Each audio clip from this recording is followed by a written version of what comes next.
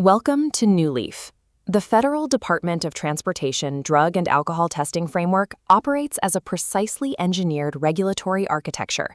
This course serves as your educational baseline, identifying why these specific rules exist, how the system operates structurally, and what your rights are inside of it. Because this is an educational tool, it carries strict boundaries. This material cannot replace personalized medical advice, legal counsel, or official evaluations from a substance abuse professional. As a worker, you must always follow the direct instructions provided by your employer, your medical review officer, and your specific DOT agency.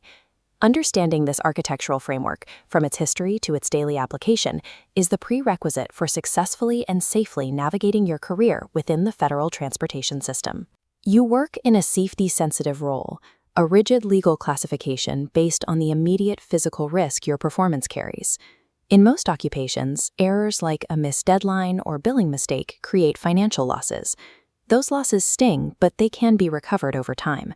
In a safety-sensitive role, an impairment error bypasses the balance sheet entirely.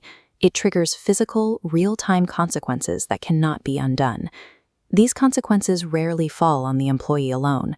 They directly strike the drivers on the highway around you, the passengers in your cabin, and the communities surrounding the infrastructure you maintain.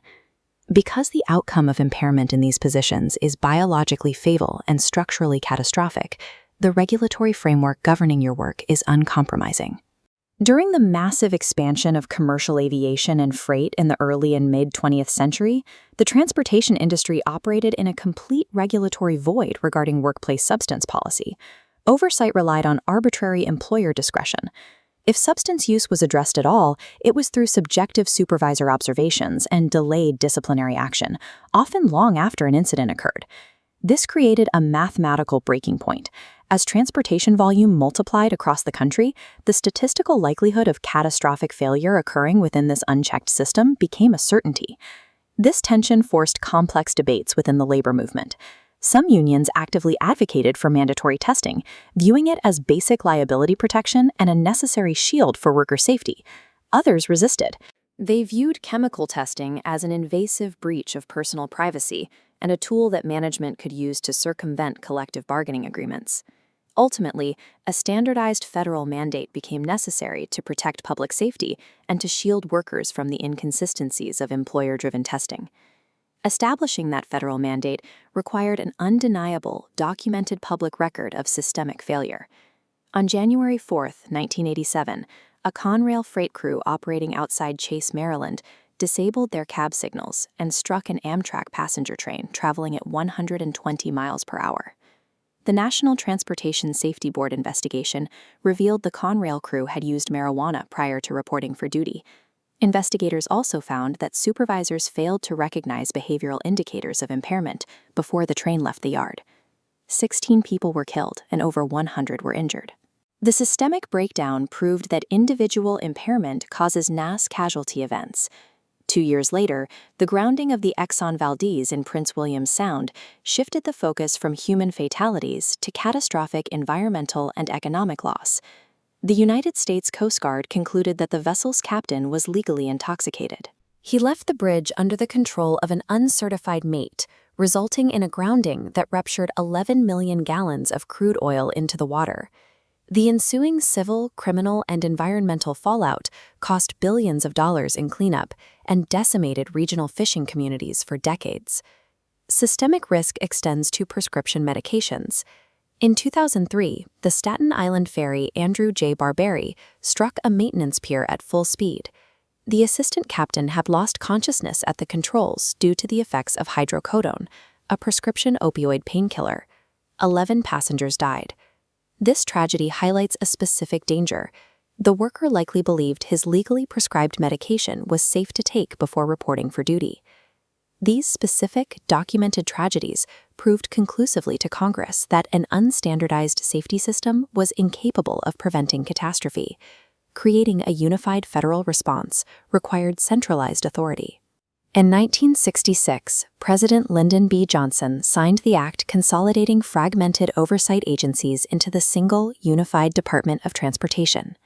The first major workplace testing mandate arrived in 1986, when President Ronald Reagan issued an executive order requiring drug testing for federal employees in sensitive public safety positions. That executive action laid the groundwork for the Substance Abuse and Mental Health Services Administration. SAMHSA established the rigid laboratory certification standards that ensure forensic accuracy in your drug tests today. The legislative culmination arrived with the Omnibus Transportation Employee Testing Act of 1991, signed into law by President George H.W. Bush.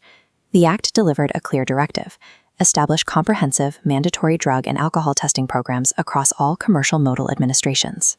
The regulations governing your shifts today are the precise, engineered legislative output of decades of unrecoverable evidence, executive mandates, and congressional refinement.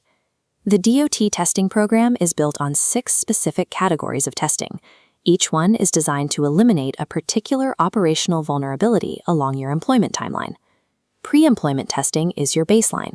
It is the non-negotiable confirmation of fitness required before you are permitted to operate any safety-sensitive equipment. Random testing serves as the system's core deterrent mechanism. Operating on a scientifically valid, unannounced selection process ensures that every worker remains continually accountable. Reasonable suspicion testing activates when a specialized, trained supervisor documents specific, contemporaneous indicators of impairment on the job.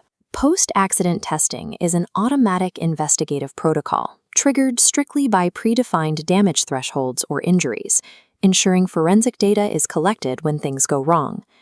Return-to-duty testing is the strictly observed gateway required to physically re-enter the workforce following a violation and successful clinical clearance.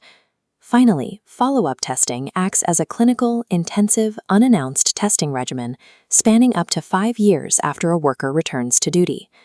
These 6 mechanisms interlock. They create a continuous net of accountability that replaces the fragmented vulnerabilities of the past.